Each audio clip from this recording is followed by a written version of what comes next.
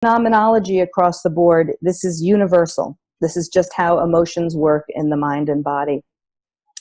And to teach people about all the different parts of the triangle and what you can predict will happen, so that, one, emotions are less scary because now they're less mysterious, and now we can also do some things to help us start to move out of defensive anxious states down into our bodies and to establish calm and homeostasis, which is good for our mental and our physical health. They're intricately connected.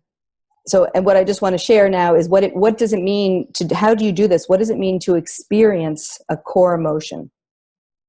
What it means is, one, you can recognize it. So let's say I'm afraid. I have to be able to recognize this idea of fear in my body, not only in my mind, but it's the sense of being able to be in tune with the physical sensations that tell you you're afraid. So I say to patients all the time, I say, what are you feeling as you're sharing this with me? Is something I might say. A fight with their husband. Oh, I'm really feeling annoyed at him. Okay. If we really slow down, like to a snail's pace, and you begin to gently turn inside below the neck, what is happening inside that lets you know you're angry? What sensations do you have? And at first, it's like, what are you saying? But when you practice doing this, it becomes clearer and clearer that there is a bunch of physical sensations going on that are telling you that you've come to automatically label as anger. And unfortunately, some children growing up with, let's say, traumatized parents, or parents that don't have, that themselves didn't have parents that could give them empathy and help them label their feelings. A lot of people don't know what they're feeling. And the way that you help them, or the way that I help them, is we go into the body. And sure enough, these things are wired in so that if you remove obstacles and blocks, there's a deep knowing of the self that will come up, and you can kind of do what wasn't done early on in life and relearn these things, with not too much difficulty. But you do initially, if you're afraid to go into your body because you have illness and because your body has not been a safe place, it will take more patience, more self-compassion, and more courage initially to drop down and just gently sense what's going on and be able to put language on it. So that's the first part of being able to experience an emotion, is to put language on it. And even just doing that, you get a sense of dropping down, that the anxiety goes down. Especially if there's multiple feelings coming up. If somebody hurts, again, if my partner hurts me, I'm probably going to notice and want to be able to say, I feel angry and I feel sad. And that's another thing about when we're working with multiple emotions and conflicts, that we don't want to say this but this. We want to be able to hold many emotions at once with a lot of space, kind of imagining there's a lot of space and air between each one. So after you can name an emotion, then you want to be able to sense the different emotions the different sensations in your body. I know I'm angry because I feel a rush of energy coming up.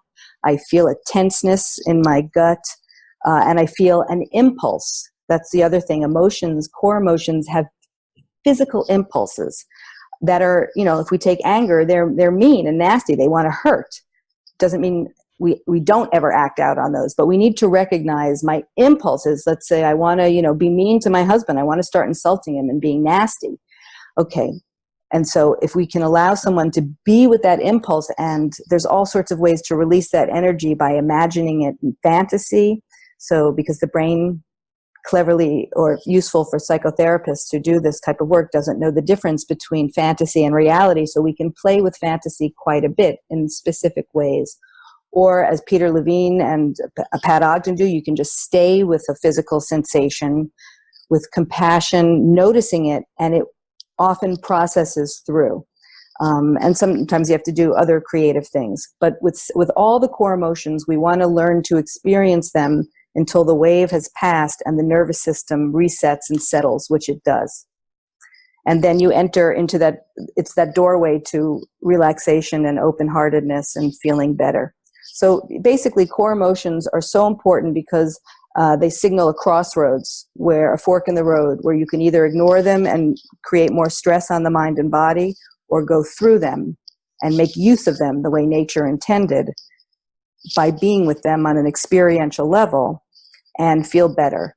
And the last thing I want to say is, the very last step, as I tell my patients, is to then, once we are fully experiencing and listening to what our core emotion is telling us and why it's happening to us, then think through. That's when we bring on the thinking brain to figure out the best course of action, which may be taking some action in the world, like setting boundaries or saying no. Like, you know, if someone is suffering from a physical disease, they're tired and they need to be able to say no, for example. I can't help you and do this.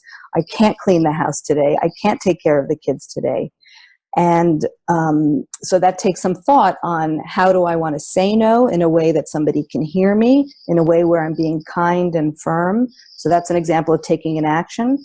And sometimes you won't take an action. You'll merely just process the feelings on your own, feel better, and go back out in the world.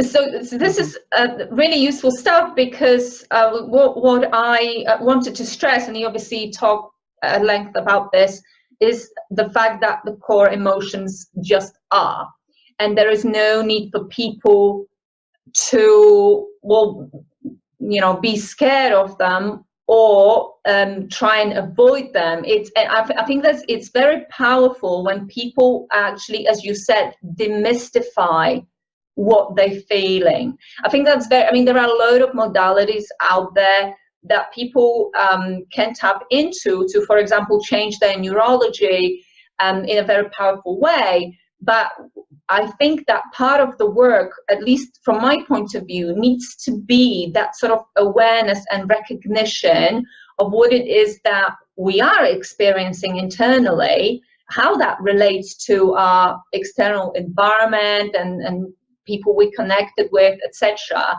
And I think when we do that sort of work, it really just bringing that awareness into the picture can seriously lower somebody's stress levels, just doing what you just said. So what I'm saying is, this little bit of work, something so simple, can very, very easily offload somebody, because otherwise, you know, you and I both know there are a lot of people who will come to us as clients and they will say, I keep having this feeling, I don't know what it's to do with, it scares me, I don't know why I'm feeling the way I'm feeling.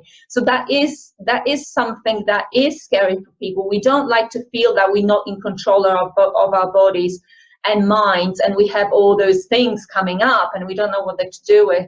So this is why I'm just sort of stressing what you've already said, that this is, you know, it can be very, very powerful